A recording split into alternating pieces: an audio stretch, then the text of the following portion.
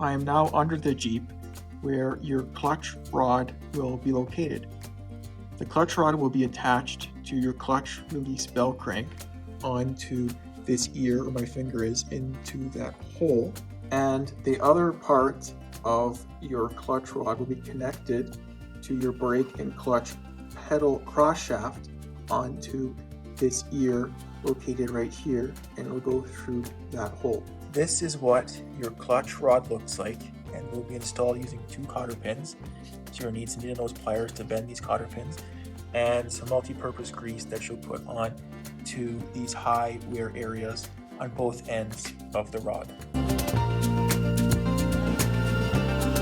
Place your rod into the ears facing this direction with the cotter pin facing towards the frame. Push it in, and now we will push on the other side.